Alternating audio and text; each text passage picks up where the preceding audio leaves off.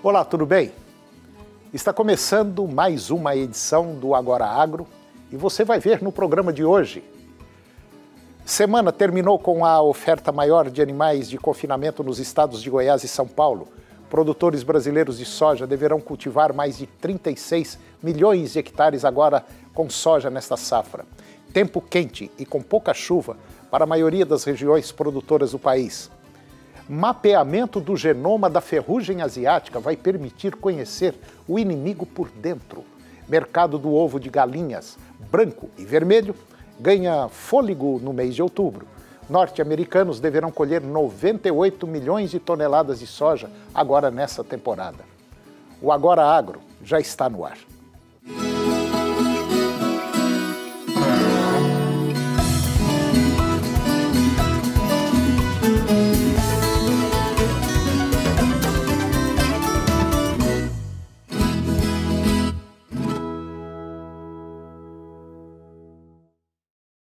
No mercado do boi gordo, a semana terminou com a oferta maior de animais de confinamento nos estados de Goiás e São Paulo.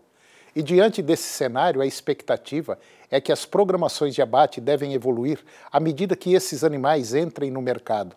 De acordo com analistas da consultoria Agrifato, os fundamentos do mercado não tiveram grandes alterações na semana passada. Os preços do mercado balcão continuam muito fortalecidos em função da oferta restrita de animais. A maior parte dos negócios em São Paulo está ocorrendo entre R$ 161 a R$ 163 por arroba o boi comum. As referências da carne no mercado atacadista também seguem com valorizações e o último levantamento do CPEA ficou próximo de R$ 10,99 o quilo. Já com relação às exportações, a consultoria Agrifato destaca que o mercado está conseguindo manter o volume acima das 100 mil toneladas por mês. O Brasil exportou 123 mil toneladas, que ficou um pouco abaixo de agosto, mas esse desempenho menor se dá pelos dias úteis. A projeção, ela faz parte do mais recente levantamento das safras e mercados, e aponta que os produtores brasileiros de soja, eles deverão cultivar quase 37 milhões de hectares agora na safra 2019-2020, que vai ser a maior da história, crescendo aí por volta de 1,5% sobre o total semeado no ano passado, que foi de 36 milhões e 300 mil hectares. No relatório de intenção de plantio, que foi divulgado no mês de julho, a área estava estimada em 36,6 milhões de hectares, o que representava uma expansão de 0,8% na semeadura, com uma possível elevação de produtividade de 3.200 quilos para 3.400 quilos por hectare. A produção nacional deve ficar acima da obtida nesta temporada. A previsão inicial é de uma safra de 125 milhões e 700 mil toneladas, 5,4% maior que as 119 milhões e 300 mil toneladas agora obtidas nesta safra. Na avaliação da consultoria Safras e Mercados, a área de soja deverá crescer em praticamente todos os estados produtores. Novamente, deveremos ver transferências de algumas áreas de milho para a soja nos principais estados produtores, como o Centro-Oeste e o Sudeste, centralizando a produção de milho na segunda safra. A melhor remuneração da oleaginosa deve também levar a uma abertura de novas áreas para a soja, mesmo que em um ritmo um pouco menor que nas safras anteriores. O destaque para uma provável recuperação das produtividades nos estados do Paraná, Mato Grosso do Sul, após as fortes perdas registradas na safra passada.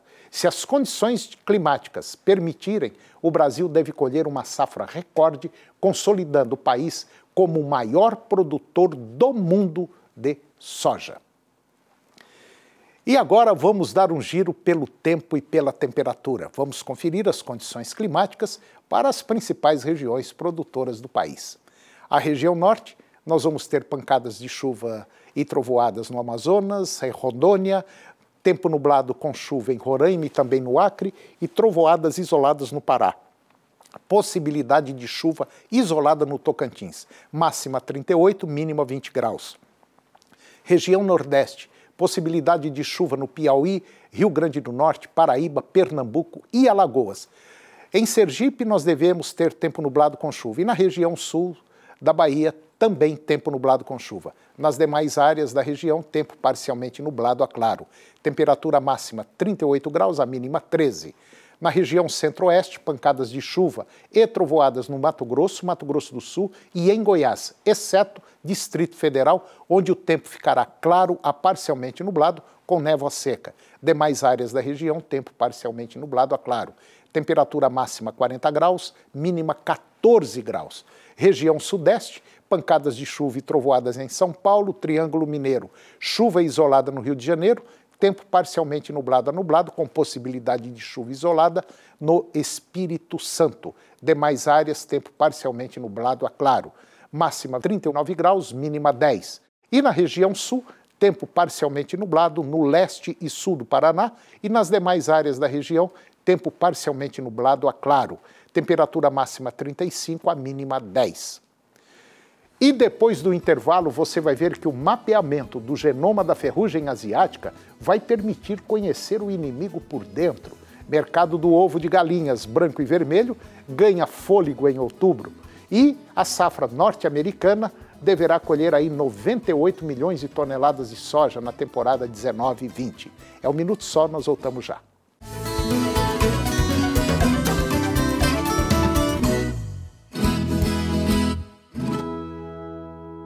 Em 2004, nasceu a Associação Filhos do Pai Eterno, a FIP, e veio com a missão de evangelizar, de espalhar o amor de Deus a todo o Brasil. Nasceu a partir do Santuário Basílica de Trindade para reunir, formar uma grande família de devotos do Divino Pai Eterno.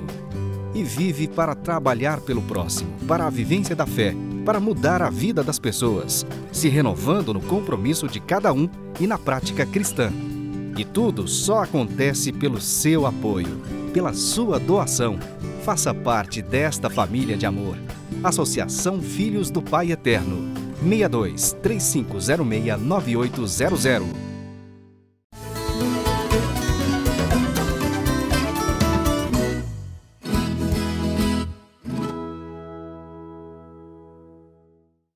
Com o mapeamento do genoma da ferrugem asiática, nós vamos conhecer o inimigo por dentro. Essa afirmação foi feita por Ricardo Abdelnor. Ele é o chefe adjunto de pesquisa e desenvolvimento da Embrapa Soja, lá em Londrina, no Paraná, durante um encontro que aconteceu em São Paulo sobre o tema em conjunto com a Bayer.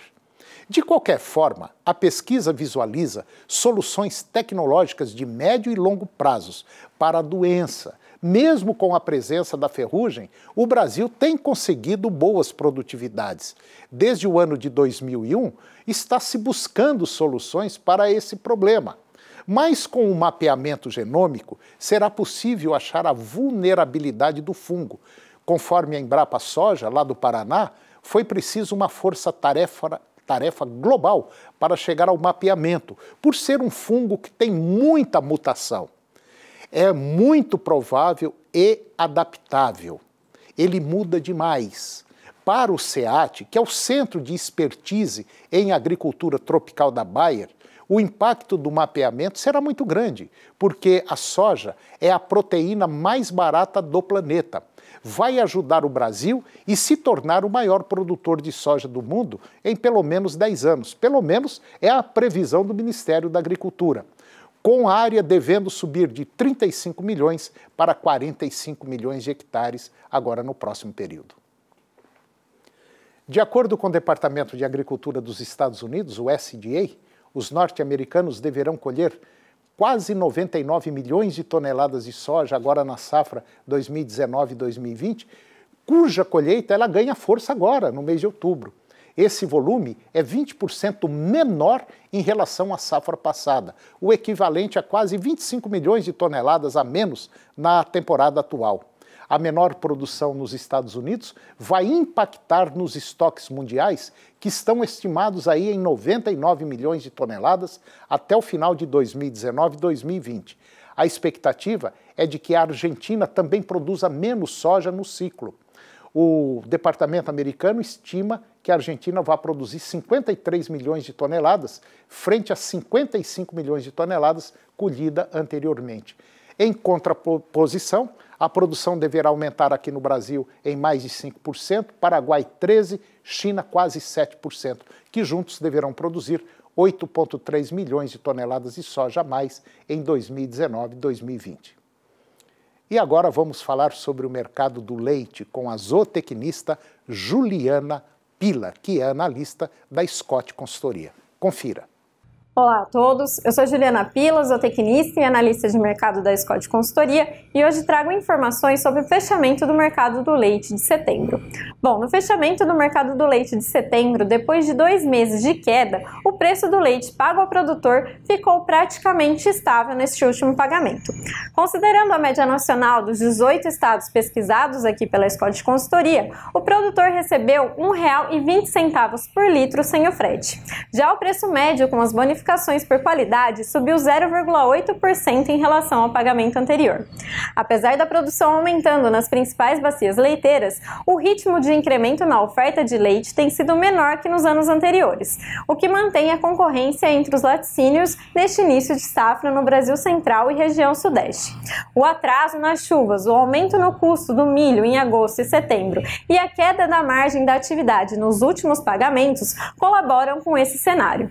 Para o pagamento a ser realizado em outubro, que remunera a produção entregue em setembro, 58% dos laticínios pesquisados aqui pela Scott Consultoria acreditam em manutenção das cotações, 37% falam em queda e os 5% restante estimam alta.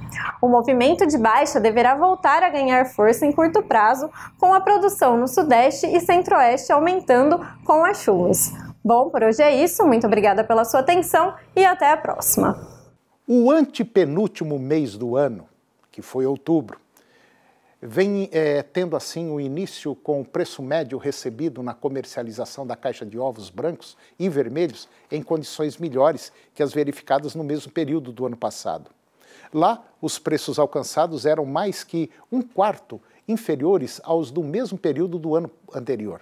Agora, são mais de 1/4 superiores. De toda forma, o preço atualmente recebido ainda se encontra quase 7% abaixo do praticado na abertura do mês de outubro de 2017. Aliás, o mesmo índice de redução também foi verificado na comercialização da caixa de ovos brancos em relação ao início de setembro último.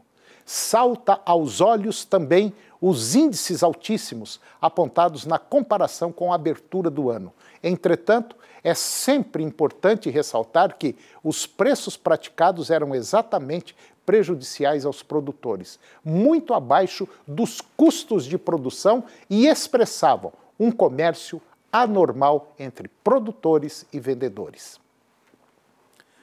Com o crescimento da economia verde, os produtos originados do setor florestal, que são reutilizáveis, recicláveis e muitos deles biodegradáveis, ganham espaço na indústria e no dia a dia das pessoas. E com isso, os investimentos no setor, representado pela institucionalmente Indústria Brasileira de Árvores, a IBA, apresentam um crescimento.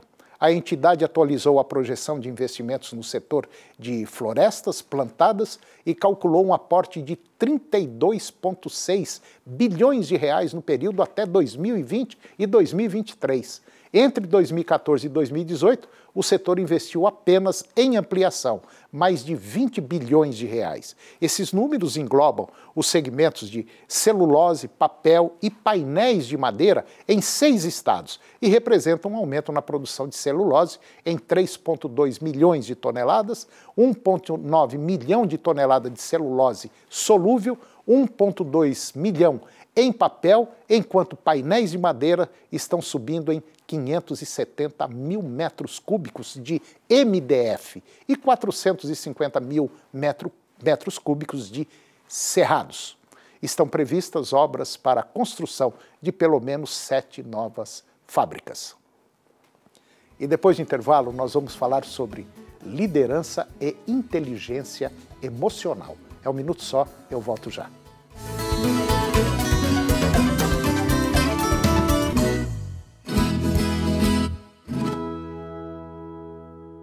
Em 2004, nasceu a Associação Filhos do Pai Eterno, a FIP, e veio com a missão de evangelizar, de espalhar o amor de Deus a todo o Brasil.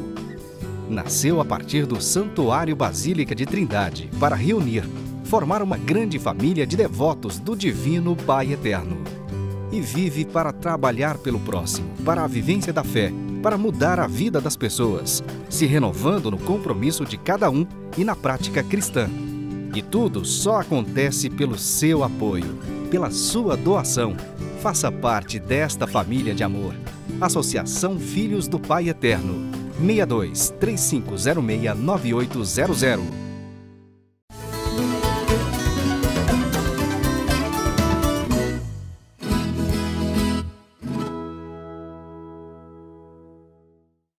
Eu vou conversar agora com Ana Carolina Cavalcante Pereira.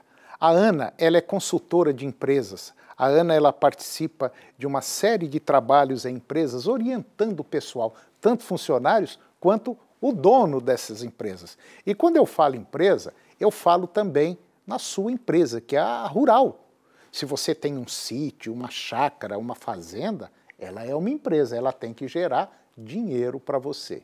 E o tema que nós vamos falar hoje é um tema muito interessante: liderança e inteligência emocional.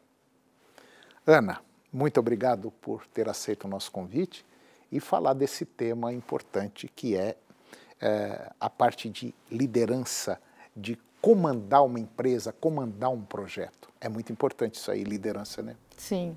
Temos muitos líderes hoje? Tem líder bom? É variável, né? variável. Eu gosto de falar, porque depende do ambiente, depende da situação, do tipo de pessoas. Mas o bom líder mesmo, ele está conectando as duas partes, que o próprio Daniel Goleman fala, que é as competências emocionais pessoais e as competências emocionais sociais, que está relacionado à questão da inteligência emocional. As pessoas acham que isso é modinha, que isso não tem nada a ver, que isso não dá resultado. Já tem várias e várias empresas utilizando dessas técnicas e obtendo resultados fantásticos dentro da empresa de aplicar isso. Líder é aquele que manda? Com certeza não. Tem o chefe, né, o gerentão, aquela figura que é muito passada, ultrapassada mesmo, e tem o líder. O que é o líder? O líder é aquela pessoa que inspira, que conecta com as pessoas, que faz com que as pessoas entendam o objetivo e queiram aquilo por vontade própria, não por apenas uma mandar, entendeu? Então o líder, ele consegue inspirar as pessoas a fazer o que ele quer. Agora, para você chegar a ser um líder, para você tocar a sua fazenda, para você tocar a sua empresa, você tem que entender também um pouco de mercado, um pouco de psicologia, ser um sujeito que pensa lá na frente, não tem? Sim. Você tem que ter um sujeito que tem que estar conectado com você mesmo também, não tem? Sim, com certeza. A pessoa, por exemplo, que está cuidando da fazenda ou de alguma situação, às vezes acontece um problema muito grande com uma pessoa e ela está num momento decisivo ali. Se ela não tiver inteligência emocional de saber diferenciar, de saber organizar, de colocar cada coisa no lugar, ela não vai. E se ela não tiver também as competências técnicas, que são extremamente importantes, não adianta eu ficar aqui falando, tem que ter só inteligência emocional. Não é assim. Tem que ter o técnico e a inteligência emocional.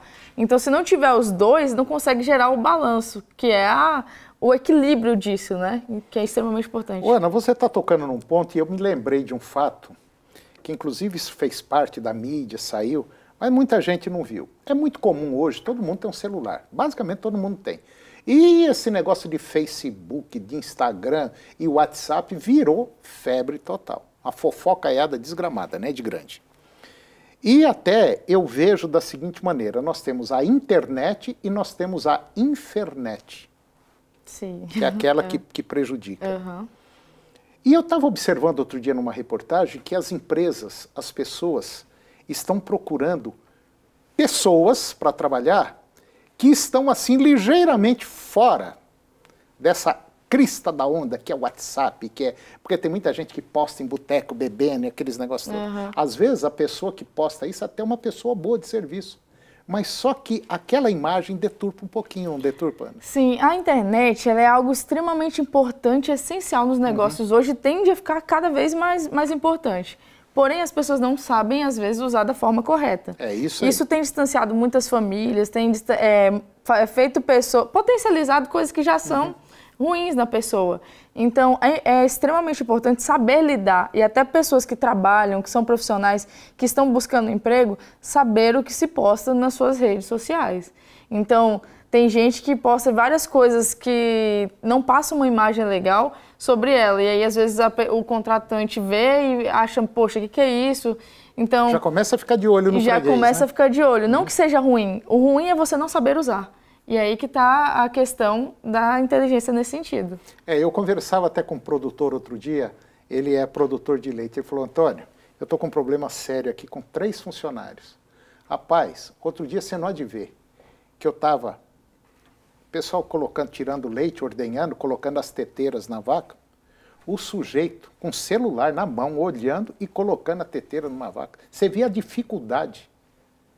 O que eu faço com as pessoas? Porque está difícil de encontrar pessoas que se dedicam ao trabalho, que pelo menos, naquele momento, tem que largar o raio do celular em volta. Ele falou, eu não sei se eu jogo pesado ou se eu vou com calma. Eu falei, tenta com calma, se não der, joga pesado.